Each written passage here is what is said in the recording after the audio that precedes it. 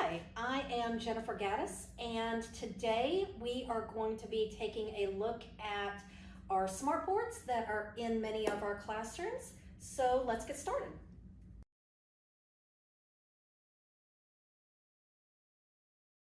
When you enter your classroom, your smartboard is probably going to be dark. To turn it on, this button right here is your power button. So you can push that and it will bring your smartboard to life. If you're playing a video, which we'll get into shortly, you do have volume buttons right here. So we have a volume up and a volume down. And then over here you have a home button, which is just like taking your smartboard back to the home screen. Now, if all else fails and something is happening with your smartboard, there is a way to hard reboot your smartboard just like a computer. And I'm gonna turn the smartboard around now and show you that. So on the back of the board, you'll see this box right here that has your power cord in it. Just underneath here, if you feel along, there is a toggle switch down here. If you flip this switch, it does perform that hard reboot. Just keep in mind it is gonna take several minutes for your smartboard to reboot, just like it would your computer. And while we're back here, some of you may want to adjust the height. It might be too high or too low for you or for your students. This is the height adjustment right here. In order to move this, you want to press, there are 3 buttons under here. You want to press them in succession.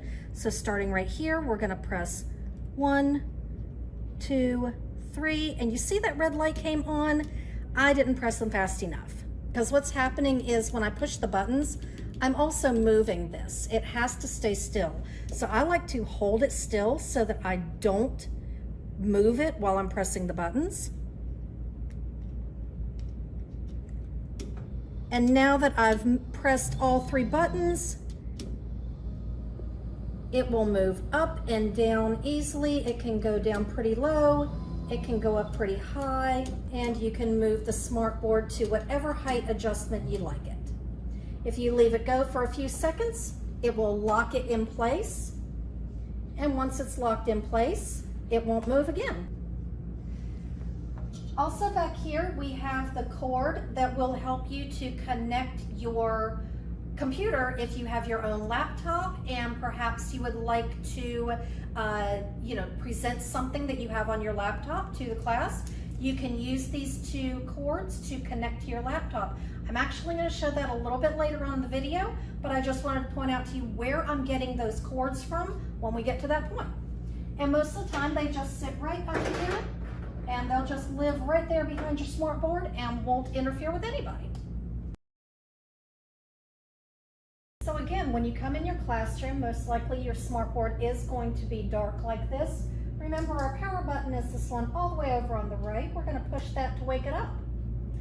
And if somebody else has been using the smartboard, you're typically going to see, perhaps what they have been working on.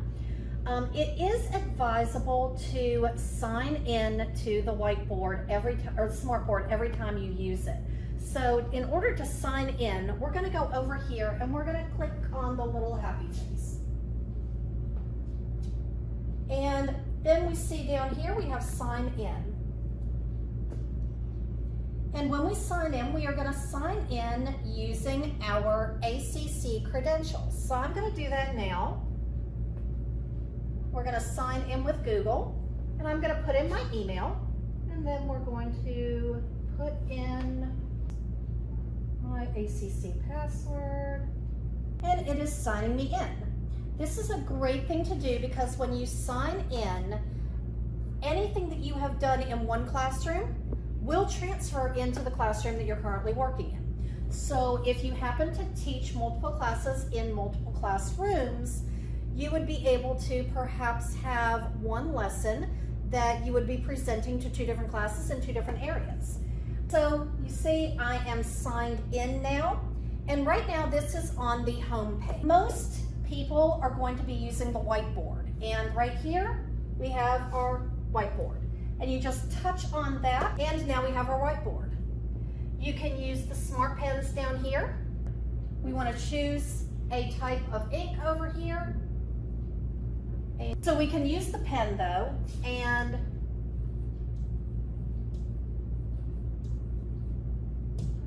can write whatever we want. Now, if we don't want that on the screen to erase, we can either use a closed fist.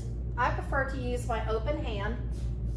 Open hand creates the eraser. There are different colors that you can use. Also have a highlighter, so we can choose our yellow highlighter, and I can highlight information. There's also this neat feature over here where we have a pen with letters on it. And the neat thing about this is that you can write whatever you want, and it turns it into print. So perhaps you're somebody like me, where some days your handwriting is just not conducive to other people being able to read it. You can use this feature, and it's a great thing because it does set up this print for you. So again, over here on the left-hand side, a lot of your tools, you can press these 4 squares, the ones kind of tilted, and you can pull up different things. So you can embed a clock on your page. And in order to erase it, we want to touch it. And over here, say we want to delete it and remove it. We can come back. This is one that we use quite frequently, and perhaps you would as well if you're doing something timed with your class, especially classes that are working to prepare for timed exams like the HiSET, the GED. You may want to have a set of questions with a specific timer.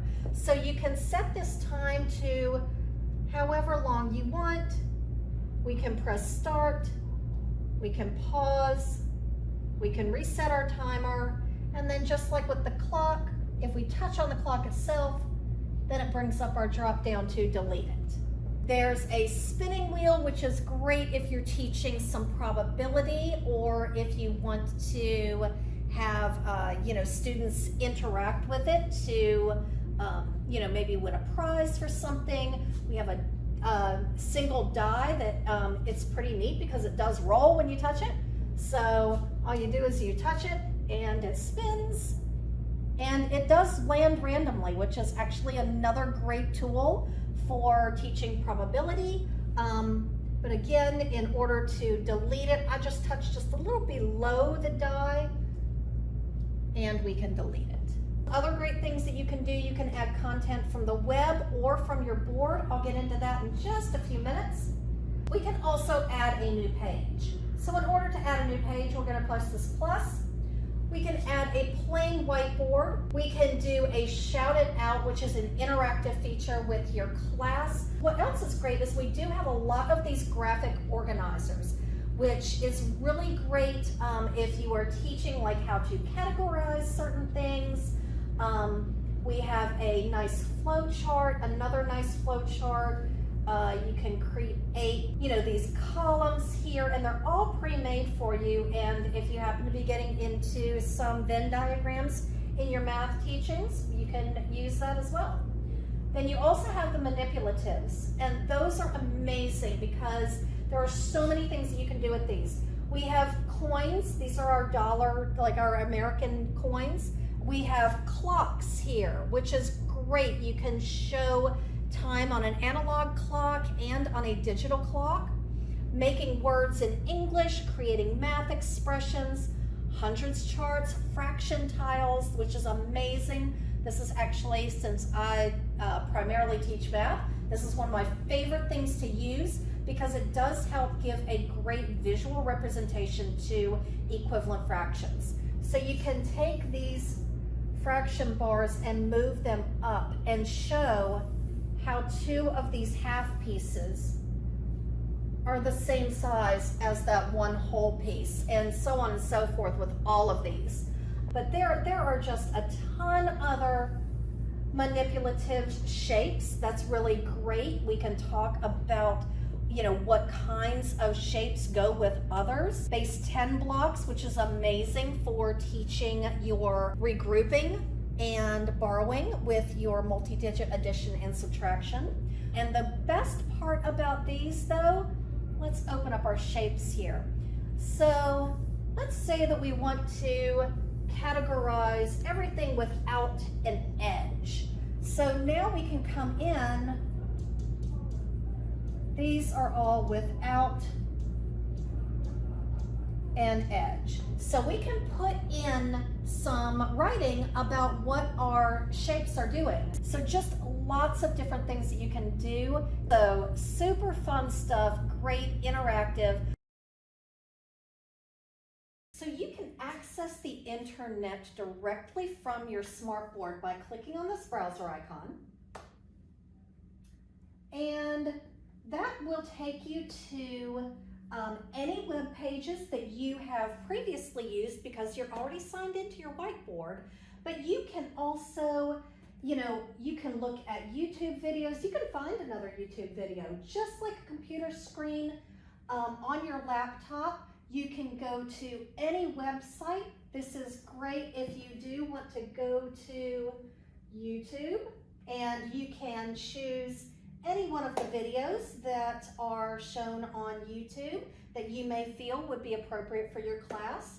Another great thing that we can do, we can open up another tab here, and this is great because you can also access your ACC main page. Now this is wonderful if you are teaching your students how to access certain things. You can show them how to utilize the quick links and access Moodle, self-service, the financial aid department, student handbook, how to get a student ID and parking pass. There are so many resources that we're already well aware of here on the ACC website, but you can use this and interact with your students and help them to see exactly where they would want to go for all of these things. So now I'm going to hook up my computer. When you are hooking up a laptop, you do have the two cords. You have the HDMI and the USB. So on my computer, I do have my HDMI on this side, and I have my USB over on this side. So you do have to hook up both of these cords in order to be able to control your laptop from the smartboard. So now I have my computer hooked up, and now I'm going to show you how to access it from the smartboard. So we're going to come over here and we are going to hit our home button because we do want to get back to our home screen. So I'm going to hit my home button. And now from here, there are two different ways that we can access our computer from the smartboard. One is we can use the button right next door to the home key, or we can use the one that looks exactly the same, this input button. I'm going to use the one on the screen. And again, it's going to take a minute. But while we're waiting on this to come up, I want to point out that there is an integrated computer that is being put into each one of these smartboards. Not all of them have it yet, so we're not going to talk about that today. That will be a video for another day. But as you can see, I do have this HDMI 1 that just opened up. So I'm going to click on that. And this is actually what is on my computer right now. So now we can see that the Smart Ink comes up. It's going to give you a few little tips of things that you can do. I'm going to click on Got It. So now I can click anywhere I want to, and I can go to anything that I want to. I can select my pen down here at the bottom. So I can open up a new tab, and we can see some of my, oh, there's my pen right there. So I can choose any type of pen that I want to. I can even use these couple of dots over here. I can use a crayon, a creative pen, the text pen, this magic pen. There's lots of different pens that you can use. I'm just going to leave it on the plain one right now. But one thing that I am going to take you all into, which is really great, is a website called Lumio. And you all will get a printout and the actual website for Lumio will be. So when we get into Lumio, I can create content. I can add a YouTube video. I can create just a blank page. It is like using Google Slides or Microsoft PowerPoint. And the great thing about this though is that you can embed these YouTube videos, because once you embed these YouTube videos, we have all of these different lessons. And so as you can see, it's exactly like a PowerPoint presentation. If I come over here, I can scroll through each one of the pages that I've created. And it also has dynamic content that students can log into their own devices, whether this be a computer or a smartphone. You can access your class ID and students can log in to get there. But any one of these slides, you could have a video in here. And the video, just like this page right here, has a Desmos graphing calculator. You would start the activity and it comes up here on the screen and also on the student devices. It's really nice for, you know, if you do have a video that you want to show as part of your lesson, you can go right in there and do. It's great because you can access your content anywhere that you are teaching. You can create multiple lessons at a time. This does have a limit on the amount of storage there is, so you will have to delete out some of your content, but it's always nice because no matter where you are, you can access this content. Now there is another way that you can access your content for Lumio, and get ready to go into that now. We're back at the home screen here, and to access your Lumio, we're going to go to Files down here. So we're going to click on Files, and when you show up here on Files, it could be on board files, which would show anything that you have done on any smart board logged into your user ID. But in order to access your Lumio content, we want to click on Lumio. And from there, it's going to bring up all of your Lumio lessons over here on the right. So we can just click on one of these, and this is how you will access it to present it to your class.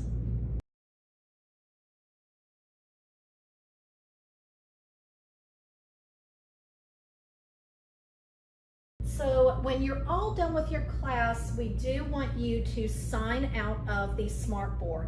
So right down here in the lower right corner, we're going to click sign out, and that is going to sign you out for that class. One last thing I want to leave you with. I want to make sure that you all know that I am available if you need anything, if you have any additional questions. Please feel free to send me an email. I will do everything that I can to help you.